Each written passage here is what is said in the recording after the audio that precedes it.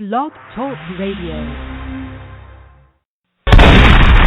This young Castro from the Outlaws. This your boy Al Capone. What's that? And this bootleg the Rock Capone from the Dayton family. Baby, this your boy Uncle Luke. What up, y'all? This is E-Shop. Yo, what's up? This your boy C-Murder, and I'm chilling with my boy Scott Beta, and you're listening to the Murder Master Music Show. It's the hottest thing out right now, you heard me? Keep it true. Hey, what's up, everybody? This is episode 158, Murder Master Music Show, only UGS Radio, UGSforlife.com. Check out our archive, nothing but legends and pioneers. Tonight we got some serious legends. I mean, they go back 30-plus years in the rap game. I'm talking about Whodini. Everybody remembers Freaks Come Out at Night, Friends, 5 Minutes of Funk, One Love, of course. Yeah, I mean, these guys were also, their music was sampled by countless amounts of rappers throughout the years. Straight up legends. They should be on real soon. Matter of fact, if you're in the area tomorrow night, check them out over 1935 Manhattan Beach Boulevard, Redondo Beach, California. It's the old school Black Friday special featuring Whodini, Christopher Williams, and others. Check them out. That's tomorrow. In Redondo Beach, California. Doors open at 7. Show starts at 8 p.m. Get your tickets now at eventporium.com or call 818-272-8878. We should be having the fellas on here real soon. But in the meantime, if you're not familiar with these legends in the game, soak up this song and I'll be right back, with my guests. So, we'll be right back.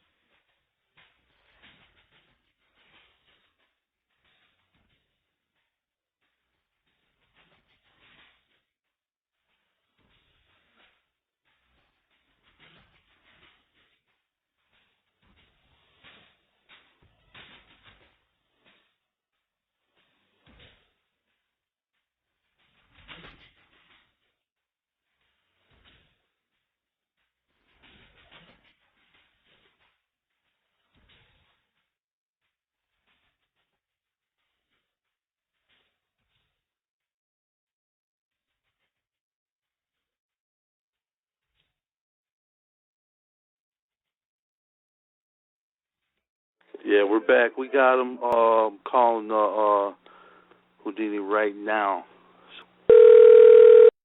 Jalil speaking.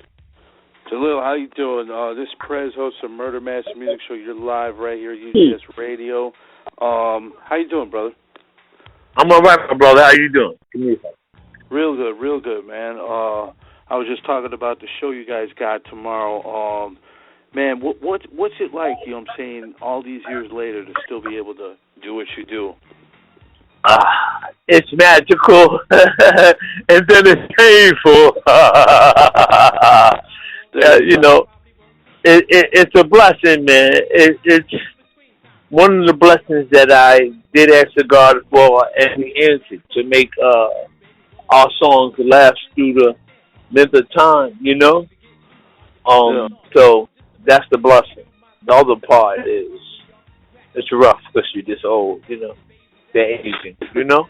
Things happen. Everything is real.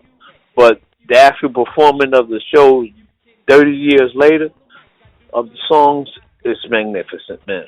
I couldn't ask for much more. Yeah, that's real talk. And plus, you know, over the years, a lot of people have sampled your work. People like E40, the Dayton Family, all these people that have sold lots of records themselves. What was it like to see that? Did it make you guys feel much appreciated? Truthfully? Yeah, how did you feel? I gotta watch you now when I be answering stuff truthfully. How can I? Truthfully, as an artist, in one perspective, I didn't really like anybody touching my stuff. I'm just gonna tell you truthfully. Okay. I was very selective about that. Yeah. Only because I didn't have the rights to lease it out to them. They got those rights came from the record company. Okay, I guess it's more or less. You feel me? Of your you giving the permission for your creation. That's what I didn't. You know what I mean? It would have been me owning and giving permission totally. It might have only been one person that ever sampled us. Now, who would that person? That would have been. I would say two, but really one. I would have said Nas.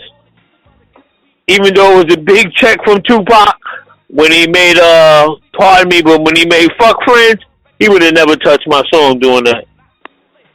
Tupac would have never touched your song? Nah, I'm saying it because he made Fuck Friends. Yeah. And I wouldn't allow that by me granting permission. The check was nice. The check was real nice, but I wouldn't have allowed it. Yeah. Yeah, why would you allow it? Did you feel it was disrespectful? Do you feel it was disrespectful? Yeah. In its essence, go make that over another track. You feel me? Yeah.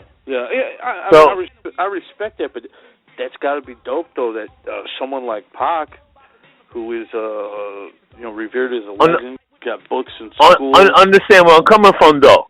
I'm every bit of Pac and everybody else. Yeah. But you feel me? Nas. You said Nas. Now why Nas? I love If I Ruled the World. Yeah. You know what I mean? There's no disrespect to the cats, but this is my track. Yeah. You know, I didn't borrow it and take it from nobody, so I'm sensitive about who touches my stuff. You know? Yeah. So that's just me truthfully. You know, I sat in the house and I made that track myself. So I'm sensitive about certain things. It's the same way when you look at Prince. You know, he only lets 1% of people touch his tracks. Yeah. He's sensitive to those are his tracks.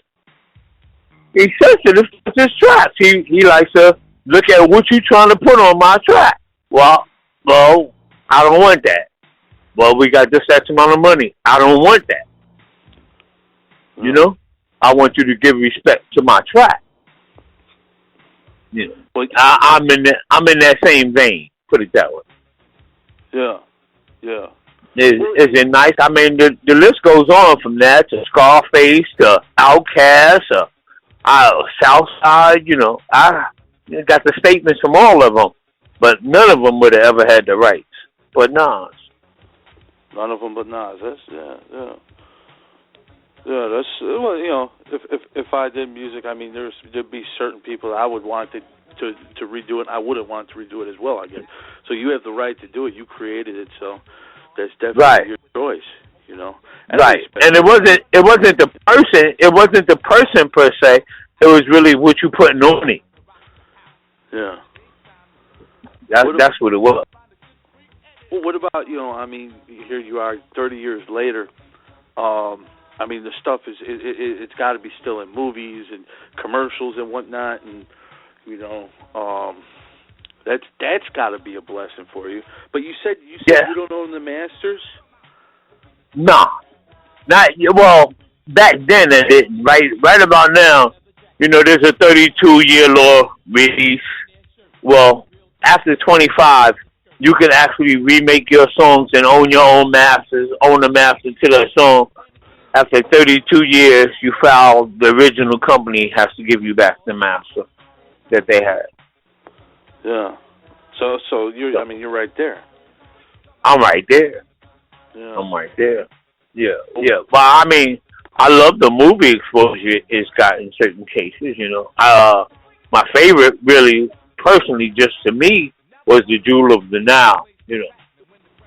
They seen purpose for it, and it fit their format. Jules and with Danny DeVito and Michael Douglas. Right. Yeah, that was huge. That was huge back in the day. You know. Right. That was back when I was listening to your music, playing with fucking He-Man and G.I. Joe and shit like that. You know? Michael Douglas is as big as it gets. You know.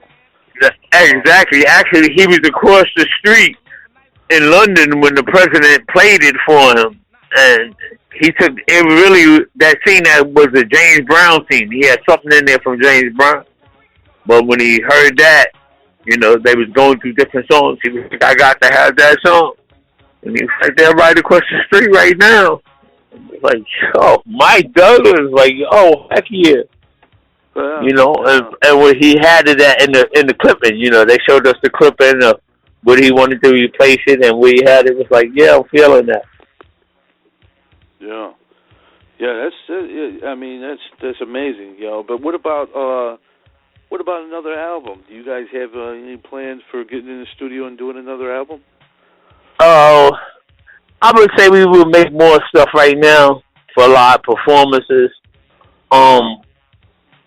Until we get back in that realm, we really haven't been in the realm of how to market records right now. So, and or even to make them, you know, it's a whole nother realm. And the way they have the game right now today, you know, they really isolating anybody over 30 or 35 that comes from a certain generation. You know, the Jay-Z's and all of them are different. They take them different in this generation than they do the rest of us. So, but it would be nice, but it's hard to find out the way to market it. Most of the radio stations that are commercial playing on radio, they really defer you to the 104s and everything else that plays old school R&B and hip hop. You know, it's like, there's not many. Music is music, man. You know, there should. I mean, that's what we take pride in. We take pride in. We call ourselves the preservationists, because what we're trying to do is preserve the legacies of cats like yourself. You know what I'm saying? Like DJ Ready Red, for example. You know what I'm saying? Mr. Mix. You know, all these dudes they contributed so much, but don't get the credit. It's a damn shame, really. It really is. Well, I really look at that towards R&B and hip hop music. You know, when you're dealing with pop and you're dealing with rock and roll, you don't go through those things. Yeah. You don't go through those things. They give the artist life forever. You know what I mean? And on any pop station that's playing something new, you can hear Madonna come across the radio just like anybody else, you know? I don't know if it's color based or what, but I know they have a problem with playing classic R&B and classic hip hop on regular stations. It's designed to separate us. It is, and it also, if you notice too, the hip hop has really been dumbed down. All we all know that. Rappers, you know what I'm saying? They don't get the nowhere near the same publicity as the ones that are just spitting all that nonsense. You know, right? It's easier to manipulate that and move them around the way you want, and it's easier to duplicate. Yeah. You know, a lot of the young audience think it's just because of age and whatever that we don't understand, and it's just dumb stuff. It's no substance, and it's cool, and it's cool every now and then for an artist to make what he likes, you know, really all the time. But we had some dumbed down stuff when we was coming through. It's just that the radio wasn't dominated in dumbed down stuff. When there was other avenues. Yeah, you had gangster. You had what you guys right. You had what right. You know what I'm saying? The East Coast cats like Wu-Tang. Yeah, I feel you. There was distinction. Right. It was a mixture, just like a party. If you play only gangster music in your party, after a while, all you're gonna have left is gangsters at the end of the party. If you play freaky booty music in your party, at the end, that's all you're gonna have left. So this is what they play on the radio, and that's all they have is a dumbed down audience that thinks that's what it is. You know. Well, I also think they're trying to feminize the male youth as well because when you got videos of young boys rapping about performing oral sex on each other, we got a serious problem. You know what I mean? And it's like people in the 80s and 90s, y'all didn't do shit like that. Y'all didn't corrupt the minds of the youth. You had the parental advisory stickers. And, you know, there was a code. There was a level of respect. You know what I mean? It's almost like nowadays that respect has gone out the window. The new feminine man is beyond me. That's a society issue. That's beyond me, you know. Yeah, oh yeah. But hip hop is definitely one of the tools unfortunately is being used. And I talk a lot to legends about this. It's almost like they are tearing down the building blocks and the foundation that you guys, you know what I'm saying, built. You know what I'm saying? When you have a guy talking about, you know what I'm saying, some stupid dance has no fucking meaning to it or anything, it's just not, you know, I don't know, man. To me, it just looks like it's making a mockery out of hip hop, and I don't appreciate that as a fan. Well, you know, you could take it in all of those ways, and like I said, I don't mind one or two that get over with something. It's just that when you flood us with ignorance, then it shows you don't have the proper intent. That, you know, you mishandling our youth. You want our youth to be, you know, stray away. You know. You can meanwhile, you feed that other, feed the other youth stuff that's good for them. If you feed our youth all the junk and don't give them nothing to make choices with. You don't give them something wild and something good. You don't give them something to make choices with. You just flood them with ignorance. Because that's what you want our youth to be surrounded around. It's ignorance. Ignorance, yeah, exactly. Oh, it's become like a wrestling or a soap opera in many aspects. You know, people are more worried about, you know what I'm saying, Kim Kardashian and Kanye West than they are about, like back in the day you had Public Enemy and shit, and, you know, bringing up conscious social issues. Shit that we're dealing with for real right now. You know what I'm saying? Right. People need that. Awareness. Right, and, you know, different relationships and things that happen in your life. Cat just was really spitting jewels at you. Right now, every chick is every sister's a bitch. All my friends, but that's where they got it.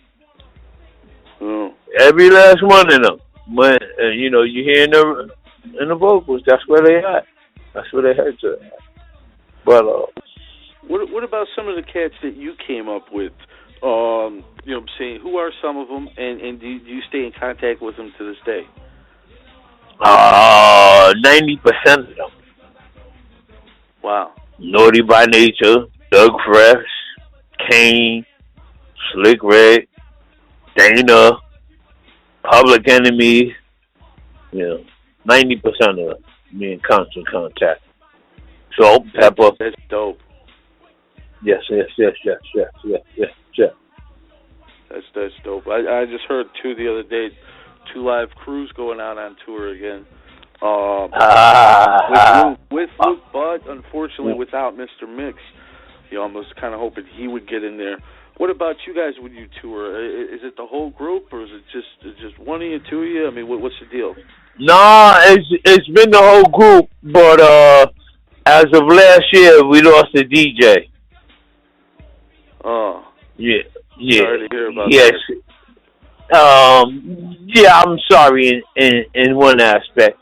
He has stars in his eyes, man. Somebody, he went and trademarked the name. The name came loose. The license expired.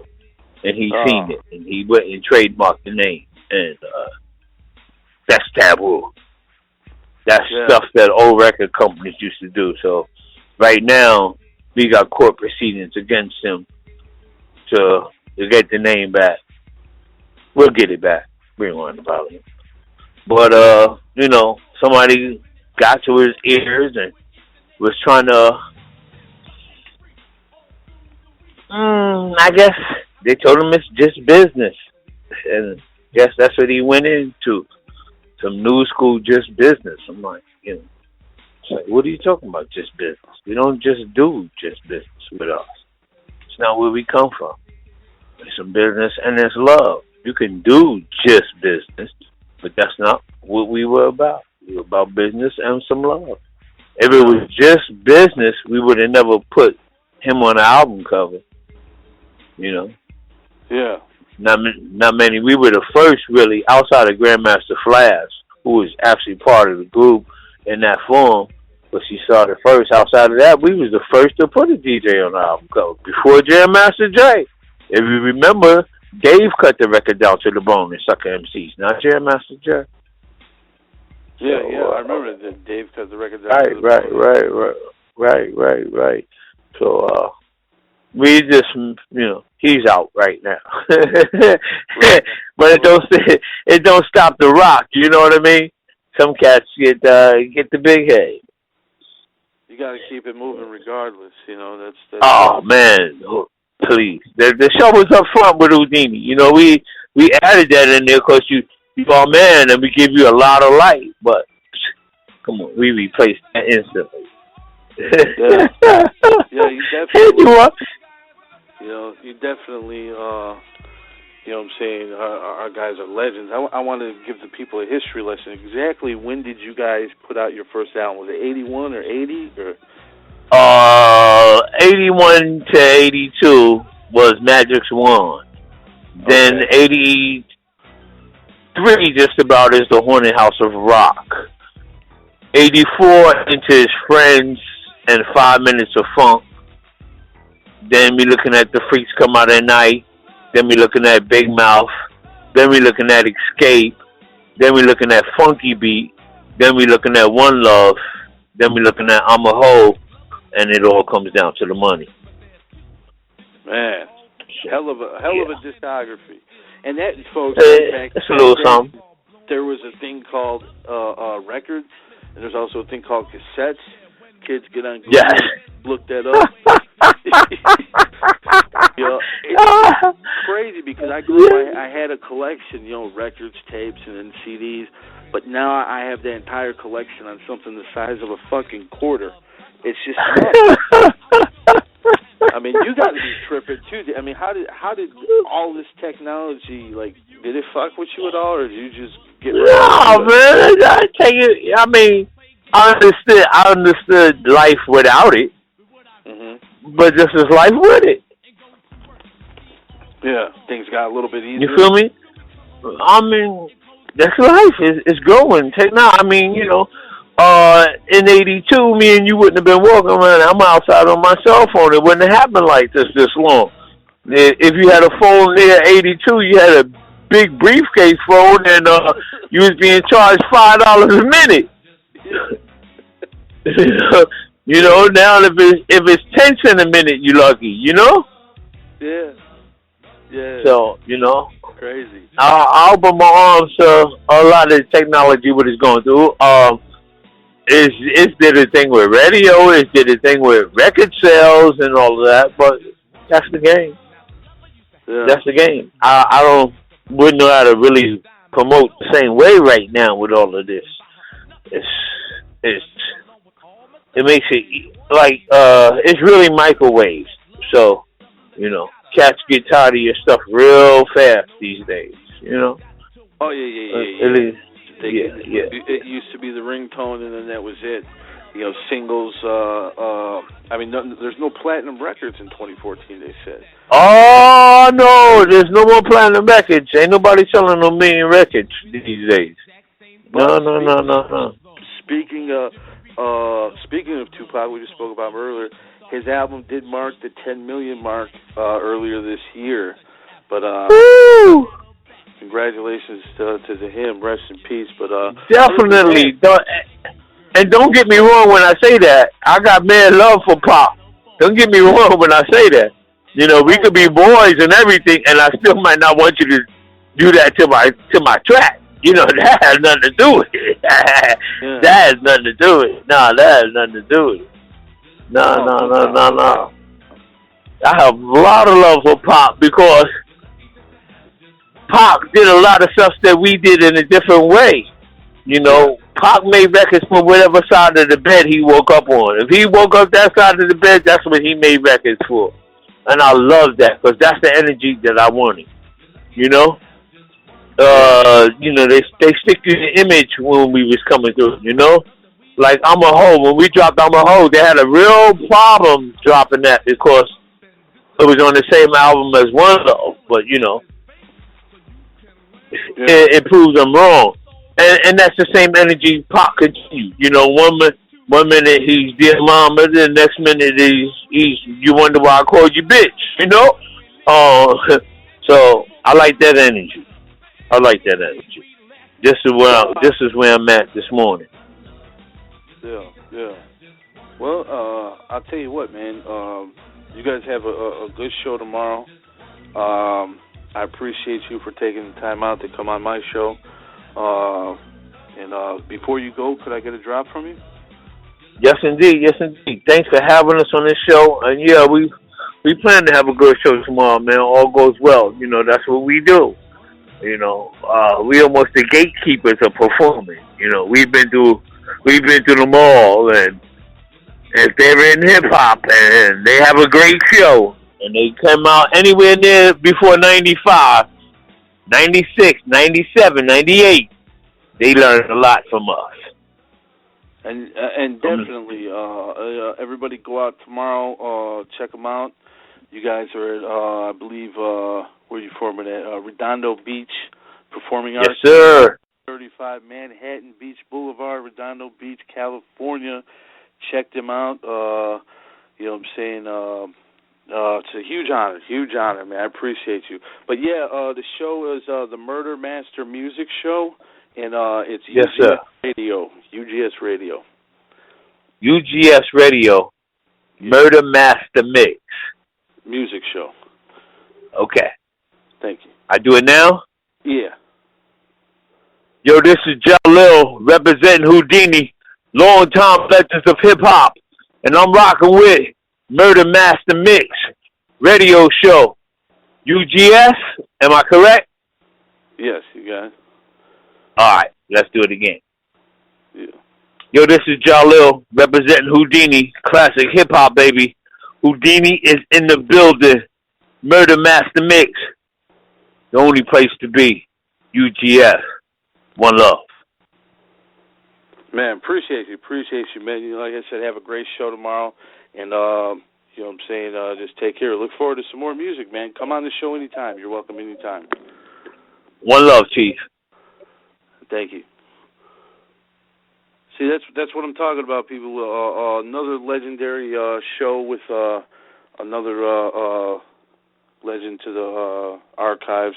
You know what I'm saying? Shout out to Whodini. You know what I'm saying? Well, yeah, that's what it is, people. You know what I'm saying? Episode 158. We just did a show, if you missed it, on Wednesday with C-Mob. His new album is Masterpiece of Mind, which we're going to exit the show playing that. But, again, make sure you go check out Old School Black Friday special. That's tomorrow, you know what I'm saying, 7 p.m. at Redondo Beach Performing Arts Center, 1935 Manhattan Beach Boulevard, Redondo Beach, California. Doors open at 7 p.m. Special rate is $35. It's half price. You know, check them out. You know, I want to thank the lovely Edna Sims, ESP Public Relations, for making tonight's show happen. And, you know what I'm saying, I want to thank all the listeners. You know what I'm saying? My co-host, Mac J, hopefully dude's good. And motherfucker works like I mean, you wouldn't believe. But this Masterpiece of Mind by C-Mob, we're out of here. Remember, KFYB tomorrow, 5 p.m. Central, UGSforlife.com. Peace.